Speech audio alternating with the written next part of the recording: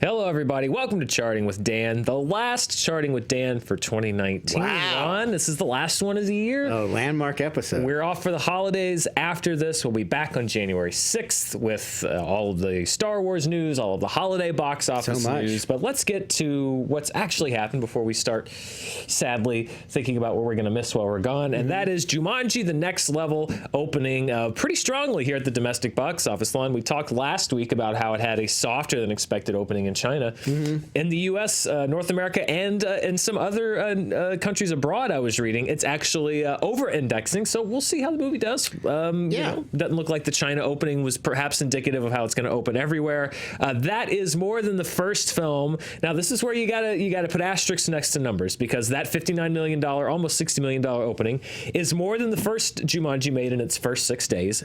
But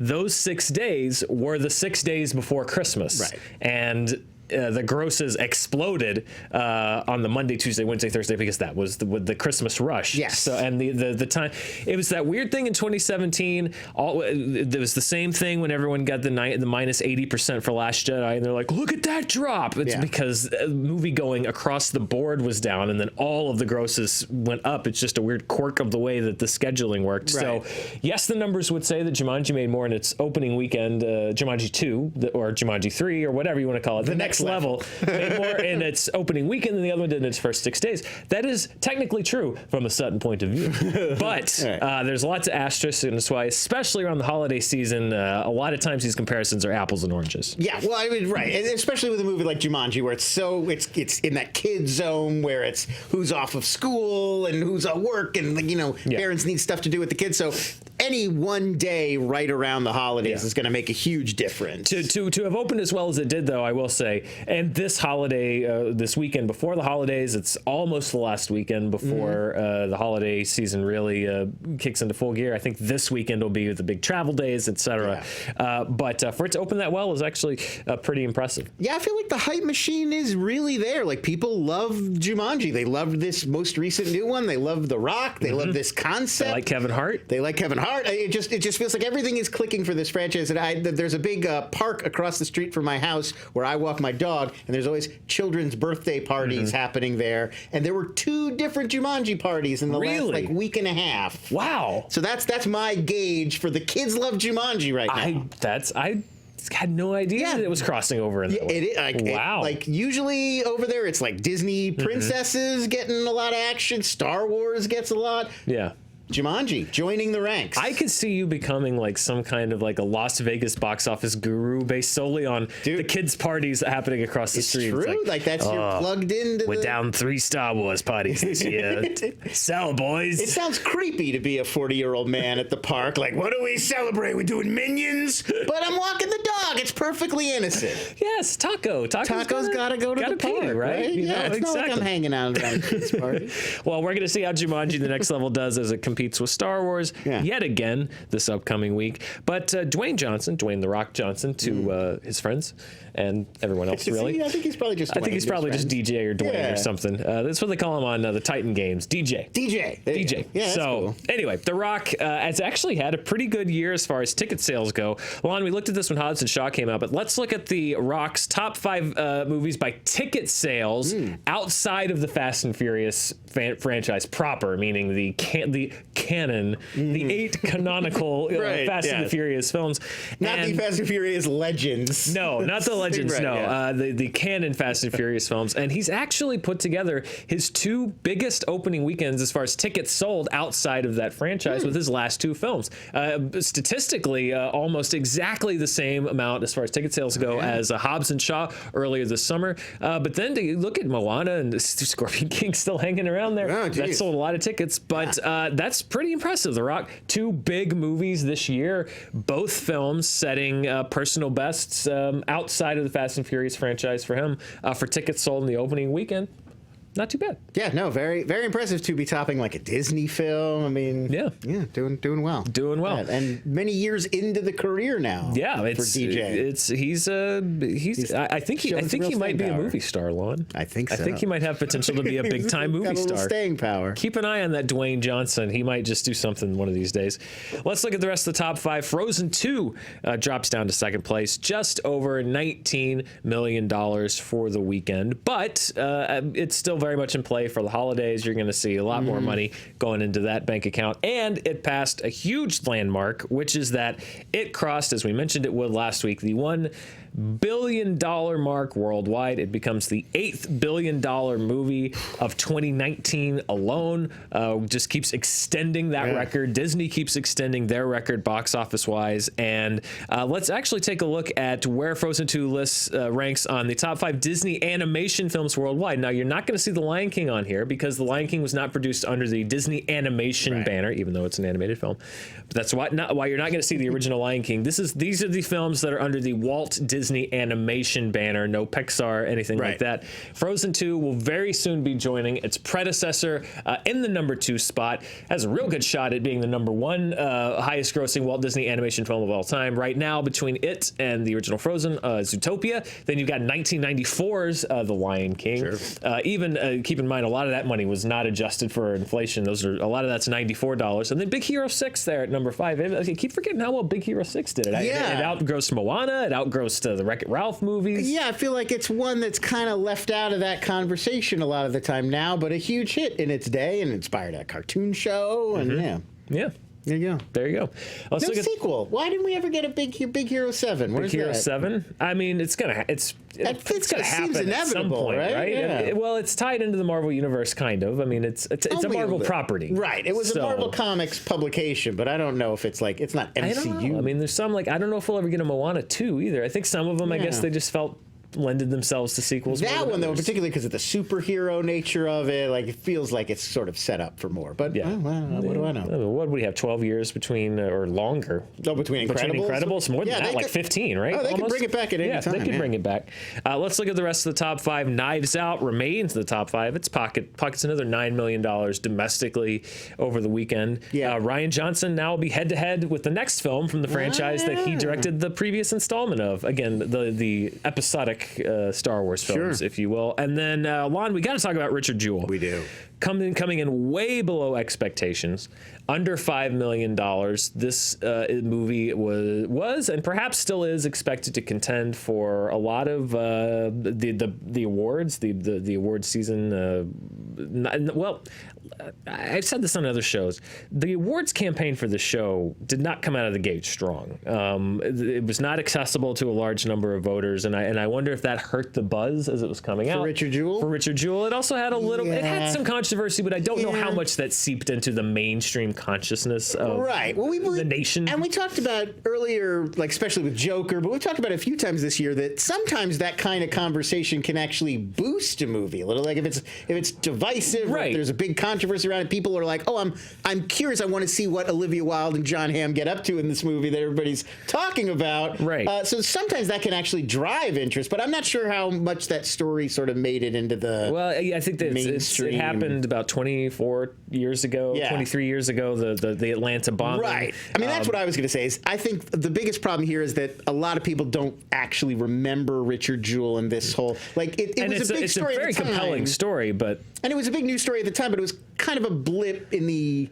overall national discourse. Now that you're looking back at it this long after the fact. Well, these were not good numbers for Clint Eastwood. Let's look first of all at his worst opening weekends domestically as a director. Now, these are for the films that we have data for. There's some that we go back to the early 70s that we don't know their opening weekend numbers. So for the films that we have data for, this was actually the second worst opening for Clint Eastwood directorially domestically. Bronco Billy, the only film, I think back in 1980, something like that. The only film that opened worse than Richard Jewell, as you can see there, Midnight in the Garden of Good and Evil True Crime, The Rookie with Charlie Sheen, a classic cop movie. But yeah, Richard Jewell right there at number 2. That's already not great, but it gets worse when you look at the Bits Index. Now, these are his movies both as director and star. Or wow. one or both. That's a lot. Or you know, you could do one. It doesn't matter. He's involved as a director or a star. Right. This was actually, again, for the data that we have, for a wide release, some of those movies opened in limited release. True. For a wide release, this was the lowest attended Clint Eastwood film ever. Wow. That we have data for. Wow, by a pretty large margin. Only about, by the numbers, only about 500,000 people went out to see Richard Jewell. The next movie almost doubled that as far as attendance goes. Pink Cadillac, again, Midnight in the Garden of Good and Evil. Invictus, which did go on to earn some Academy Award nominations, but yeah, the interest in this film just was not there. He's so prolific. At his age, he's so prolific. I wonder if that's working against him, that there's a new Clint Eastwood movie once or twice a year, and people are like, all right, I saw Sully. I'll catch this next one The Mule on last streaming. year, it came out right around this exact same time, made $100 million. Now, he was the star of that one. Yeah, that might have helped. Might have helped, yeah. But, it just seems like it may have just been, he went with an unknown in the lead role of Richard Jewell, Paul Walter Hauser, who, by the way, I think is really good in the film, but not easy when he's the focus of the film. And you can't sell it around him. His name is the title. I mean, you're really counting on people to remember this story, I think. To tell this movie, they got to be like, oh, I want to hear about. I remember when Richard Jewell was accused of this. I want to see what happened, and it's just not fresh in the public's mind. Now, speaking of selling the film, I was looking at this poster today because I pull all the posters, and I found something very interesting. I thought it was kind of funny, just the way that contracts go. This is the poster for the film Richard Jewell, and you've got you gotta have the stars on there, right? So you've got Paul Walter Hauser who plays Richard Jewell. You got Sam Rockwell there. You have Kathy Bates there. You got Olivia Wilde over there, tucked over to the side. But is that John Hamm? I was about to say. Shoulder? I think because contractually you have to have people on the poster.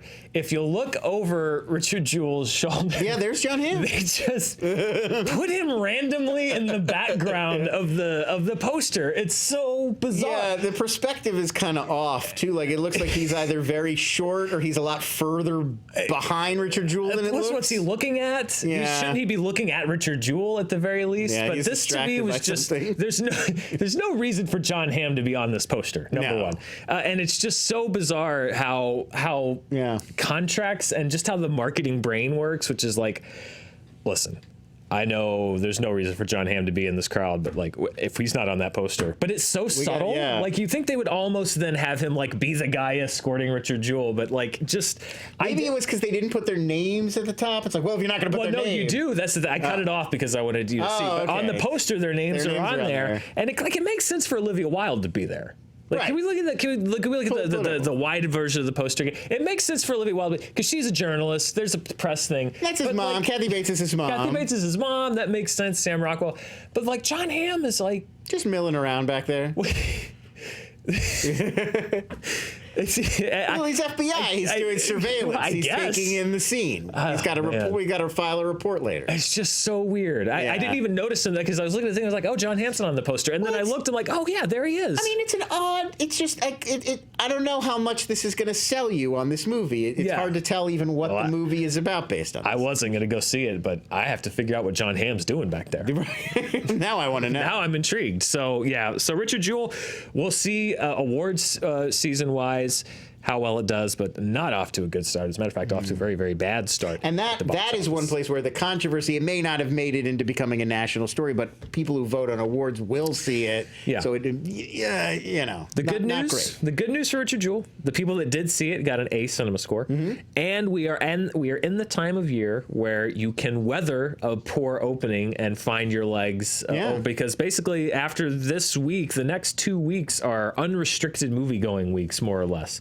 Once you get to Christmas Eve. So the book's not written on Richard Jewell. If the word of mouth picks up, it could still leg out and do fairly well. It opened in the time of year to survive this kind of opening. We'll see what happens. A lot of these Clint movies have, dad energy. There's a lot of stuff that appeals to the nation's dads. Big so dad they energy. Get to make decisions about movie going in the next few weeks. Could get a boost. We'll see. Rounding out the top 5 is another remake, Lon, of I believe the second remake in the last 15 years or so, of a film that's largely credited for influencing Halloween. Sure. Yeah, an slasher movie. Exactly. An early slasher. Black Christmas came in at number 5. Didn't inspire a lot of holiday cheer. It got a D+. Ouch. From audiences on CinemaScore. And the only good news for Black Christmas is that it's a Blumhouse movie, which means it cost about $16 to make. So yes. And also, again, obviously this is not going to help it terrifically in theaters, but a movie that really is driving a lot of conversation, a movie that has been divisive and controversial. So it's going to have legs probably on VOD. Like, once this ends up on streaming, people can see it. There's a lot of conversation happening around it. I just think it's not good enough to get people out into it. I must be in a different corner. I've heard nothing about this. Oh, really? No, because it's the same with the CinemaScore. It is a sort of feminist take on this story, and it is political, and it's sort of bringing the politics and some of the subtext to the forefront. I've not seen it. I've just read about it. Yeah. So apparently that seems to be driving a lot of conversation, and that's why I think it's getting a lot of these very passionate responses from audience. I did have one bone to pick with it, which was when I was looking at that poster, I think I cut the text off just to get the picture bigger. But the poster at the top of it, the like clever catchphrase says slay, S-L-A-Y, comma, girls. It's like slay girls. Should be slay, the other slay, like Santa slay. Or like slay girls that's not a Christmas saying. Like Slay Girls? Have you ever heard Slay Girls? No. What they should have said, and maybe they were afraid that they get criticized, it should have been Slay, comma, Bells. B-E-L-L-E-S.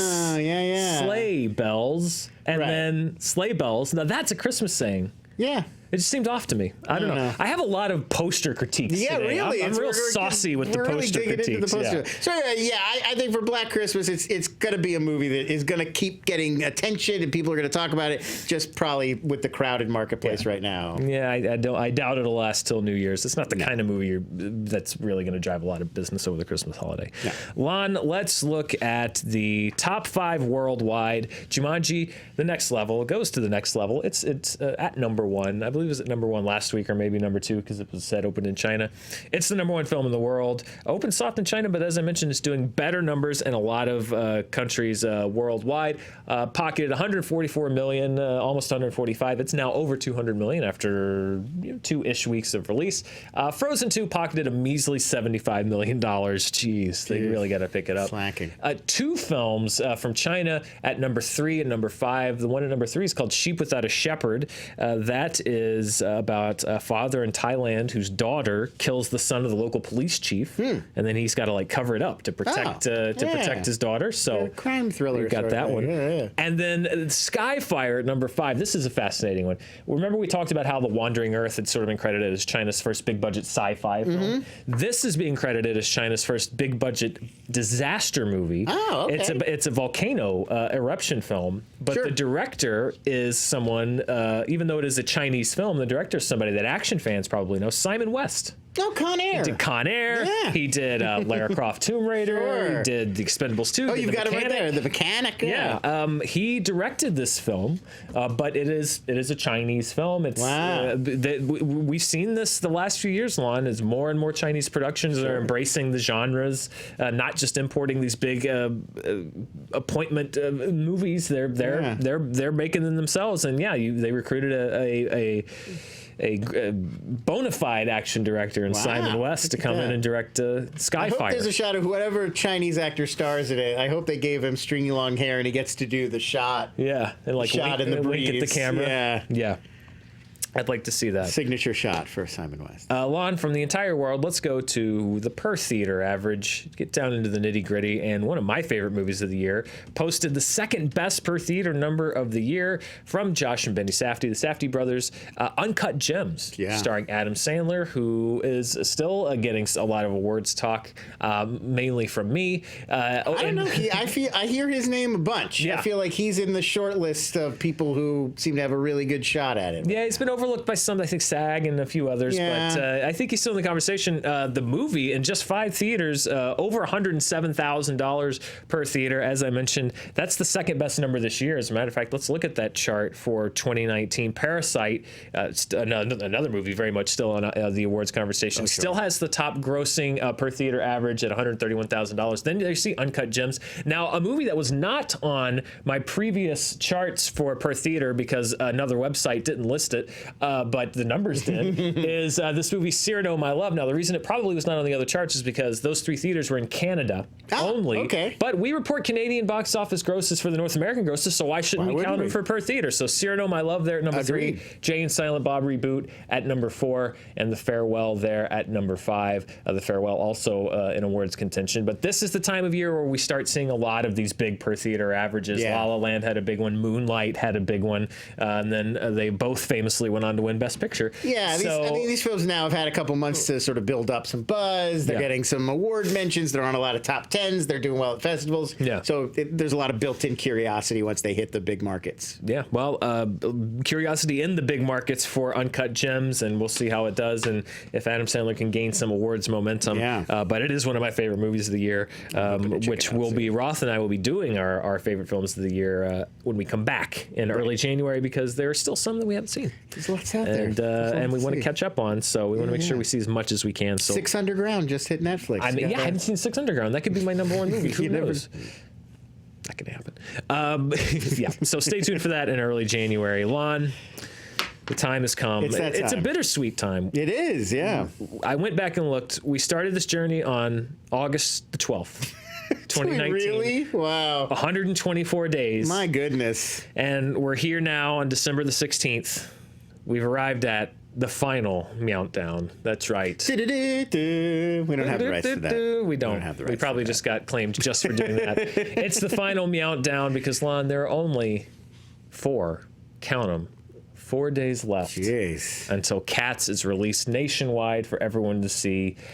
I'm very lucky to say that I will be seeing it tomorrow. And that you will you will have a review right here on Fandom Entertainment as soon as the embargo drops, which is Wednesday afternoon. And there you go. I'm super excited. But before we get to Cats, we have to get to the Countdown to Cats. Naturally. 4 days away. We started 120 days ago. I'm more confused than I was then. Yeah, every new Countdown, I get more confused. Before we meet our final Cats, I do want to say a thank you to someone, one of our fans on Twitter, who every week, and I think you've probably seen this as well, every week she has been putting together recaps of our Countdown. Yeah. I almost went through and recapped all of the Cats, and I'm like, you know what? Hers is way better. So I want to thank you, Sarah. We put a little thank you graphic together for you. Thank you. I believe it's Misanthropic Jellicle Cat Lady at Sarah Wendling has been putting together these every week, these awesome little transcriptions and recaps of our Countdown. Right. It's got sort of the summary, quotes from us. Yeah. A picture of us looking puzzled. It's so much fun. So if you want to recap the Countdown, go to her Twitter feed at Sarah Wendling.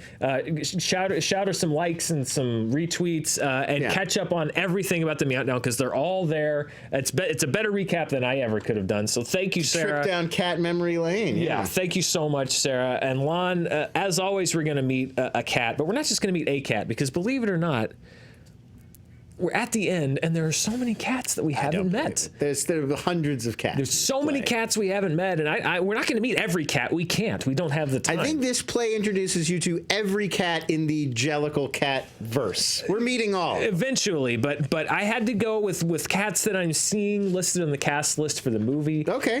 With ones that I think are consequential. So this is a bit of a cat speed round. We got to get these cats out of here. I'm going to keep my questions to a minimum. It's a clearance sale. Yeah. All cats must go. So we got several. So let's just run through. I'll try. Some cats that I had to mention. The first one being JELLYLORUM. Maybe not the most flashy cat, but featured in a lot of different musical numbers. One of the more mature Jellicles. Brings some gravitas to the Jellicle tribe. All right, you know what? I was going to make a point. Nope, we're just going to keep going. We got to keep going. JELLYLORUM, because this one you're going to have questions about. Okay. GRIDDLEBONE. GRIDDLEBONE is the paramour of Growl Tiger. You remember Growl Tiger we discussed was the character in Growl Tiger's Last Stand that Gus played. Now, if you're wondering what Growl Tiger... So GRIDDLEBONE is a fictional character. Yes, GRIDDLEBONE is a fictional character, as is Growl Tiger, a fictional character. Even in the world of cats, in the world of cats, it is a reminiscence from Gus the theater cat of a production that he played Growl Tiger. So we're definitely going to see that in this film. Gus is going to have a flashback. That's the thing. That particular part of the show was cut from the version I watched, the '98 film musical version, but both characters characters, Ray Winstone is confirmed to play Growl Tiger. Both characters listed in the cast manifest of the Cats film. So it looks like we are going to see Growl Tiger's last stand in the film. Obviously, this needs a movie within the movie. Yes. I don't think there's any excuse for not doing that. So Griddelebone, paramour of Growl Tiger. Look out for Griddelebone. Alonzo, not a flashy cat, but an important cat. Often referred to perhaps as the second in command of the Jellicle Cats. Wow. He second often in command. Confrontational of Macavity the Mystery Cat, stands up to him. And remember Rumpus Cat, who's in the other play within the play in Cats? Let's, for the record, say that I do. Okay. He plays Rumpus Cat. He's the guy in the Rumpus Cat costume. Oh my God. We met Rumpus Cat last week. He's the superhero cat. Yes. Traditionally, Alonzo is the cat who's plays pretending Rumpus Cat to be in the play that they put on for Old Deuteronomy inside the play that we're watching. It's like his alter ego. Yeah, exactly. Tony well, Stark I mean, he's playing a part. Right. He's playing a part. Cassandra, mostly defined by her hatred of Grisabella. Okay. Doesn't like Grisabella. Very disdainful. Also the assistant of magical Mr. Mistopheles. Can I just say this actress right here she's actually pretending to be a cat. I feel like very rarely do any of them actually try to look like cats. On the stage show, they do. Oh, okay. They're very cat-like. Because a lot of the actors we see, it just looks like they're like in the cat makeup, but then they're doing human things. Whereas this Cassandra looks like she's trying to look like a cat. She's one of the more feline of the stage cats. I'll grant you that. Now we have ADMETUS, who's also known as PLATO, not inside the show, just in different productions of Cats. Sometimes this character is known as ADMETUS. Sometimes this character is known as PLATO. Have you ever heard of a play like that? No. Where they're like, oh, well, this is Romeo and Juliet, but sometimes he's Hank. Yeah. I know. It's bizarre. In the Broadway show, the actor who plays PLATO / ADMETUS usually also plays Macavity the Mystery Cat, kind of like how in Peter Pan, like the dad usually plays Captain Hook. Yes. But I don't mean he's an actor. He's not a cat playing Macavity. So he's not an actor playing a cat playing Macavity. He's an actor playing a cat and also Macavity, if that makes any sense. It does. We've been doing this long enough that I actually followed. In the film version, he's going by PLATO. Okay. And he has a twin named Socrates, apparently. I get it. PLATO and Socrates. Socrates, a new character for the film version. Right. New characters. So we have they sat down and they were like, what's the big problem with this play that we got to figure out? Not enough cats. Well, here's the thing. It's because there may be a twin missing. Because there's another cat called... So there called... were triplets. No. There's another cat called Coricopat, who is a cat. Now, this cat usually has a twin sister named Tantamil, not listed in the credits for Cats. So it could be that Coricopat's twin, Tantamil, is out of the show, and then they give PLATO a twin named Socrates. They're just swapping out twins. Yeah. Here's the thing, though, about Tantamil and Coricopat. They have telepathic abilities. Of course they do. And they can see the future. Sure. And they're linked psychically. As so many cats can. That's just realism. I'm not making this up. Wow. That's a lot. This is true. That's a suddenly very like sci-fi element thrown into this otherwise fantasy world. Are we going to have two sets of twins? I don't know, but there's going to be at least one new twin in the film. Cats. All the cats should have twins. I agree. Gonna throw that out. Just double the size of Lord all the Weber, cats. what were you thinking? And then, of course, Demeter, who is a somewhat major cat that we haven't met. Demeter, scared of Macavity, not a fan of Macavity the Mystery Cats. She sings in both Jenny Anydot's song. She sings in the song introducing Grisabella. She has sympathy for Grisabella, one of the few cats who shows Grisabella any kind of kindness and warmth. Okay. Also, very key figure. There's a point at which Macavity infiltrates the Jellicle camp. Demeter raises the alarm. She recognizes Macavity for what he is, which is evil. I think all this time we're getting to the very end. I think that's the first plot point that we've ever discussed. It's like a thing that happens in the show. There's one plot point and it involves that, and it happens, and then they introduce another cat who immediately solves it. I tried. I know. I did my best. We all did. Yeah. And now, I'm sure there are some cats, if you're watching at home, we may not have mentioned your favorite cat. They're screaming at home right now. They're furious with us. So many. I had to prioritize the ones that I've seen listed for the film. We could sit here all day and talk about different cats who may or may not be in the movie. And maybe we can. Yeah. But partly because I do want to keep the viewership for the show high. Lon, any thoughts on this journey in general? This this lead up to many. Cats. Too many. I mean, now I almost feel like inevitably seeing the movie is gonna feel like a little bit of a letdown because it's grown so sprawling in my mind.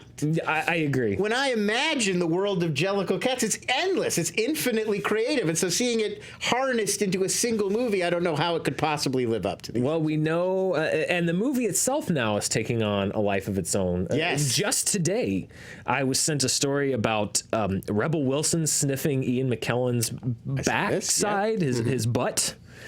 In Cat School, Jason Derulo was talking about them CGIing out his genitals. Yeah, and Taylor Swift, she had her thing about, she was saying she flew, or the team that was making the movie flew out to meet her just so they could show her what she was going to look like as a cat, and this was what really sold her on doing the movie. She says it's the most amazing effect she'd ever seen. Yeah. This is all just today. This cat is like an insanity tornado. It just picks up anything in its path, and you're just swept into this whirlwind. Now you're in it, and just deposited somewhere. Yeah. I also saw. I don't know where. I saw a description of the film that described it as psychedelic today, which can't wait. Yeah, so baby. Excited. Oh, it's got to be. How could it not be psychedelic? That's shagadelic. Oh, you're right. That is shagadelic. You're right. My apologies to the Austin Powers fans out there. Salon, we must regrettably close the book on the Meowdown. I know. I can't. What 2020 film is going to inspire us? I actually wanted to solicit that from the audience because I believe the idea for this originally came from a few people in our audience. If you're watching, and you may not be at this point, and you can think of a movie, it can't just be an anticipated movie. It's got to be a movie like Nine Lives was the one. They were both cat related. Nine Lives was the one we did before this. Now Cats. It's got to be something weird, an oddball thing. There's a lot to pick at. Right. Yeah. So make some suggestions below if you think there's another movie we can start counting down to. Yeah, I'd love to get some thoughts on this. I would love to know too, because this is fun. I enjoy doing this. I'm going to miss doing it. But who knows? Perhaps we'll find a suitable replacement. So we close the book on the Meowdown. Thank you for everyone that kept up with this ridiculousness. And as I mentioned, you can find the review for Cats right here on Fandom Entertainment on Wednesday. By the way, tomorrow you can find our review. Well, actually, I think it's like midnight tomorrow. I forget what the embargo is specifically, but you can find the review of The Rise of Skywalker right here just as soon as the embargo drops. So the moment the embargo drops. Keep an eye on that. Lon, let's look at the 2019 domestic and world box office. Again, the last time in calendar year 2019, we're going to be looking at these lists. The domestic list, a little bit of a adjustment there. Frozen jumps up to number 6, probably going to jump up to at least number 5 before the year's out. Bumps Aladdin down 1. We're going to see probably Star Wars, although who knows? At this point, nothing surprises me, but I'd be shocked if Star Wars doesn't hit that, then we have I know what our headline is for when we come back. Well, so we're going to have a Disney top 5, almost definitely. Once Spider-Man's gone. It's all the Disney. Lone Sony holdout. Yeah, and I mean, if depending on how Rise of Skywalker does, conceively we could have a Disney top 6 or even 7. Yeah. Well, not 7 because Spider-Man will always stay, but we could have a top 7 out of 8 or 6 out of, I don't know. Anyway, it doesn't matter. A lot of Disney movies in there. So that's Frozen, just outside the top 5. And then the 2019 worldwide box office numbers. Nothing changes rank-wise. As you can see, though, we have added Frozen up there at number 8 as it crosses the $1 billion mark.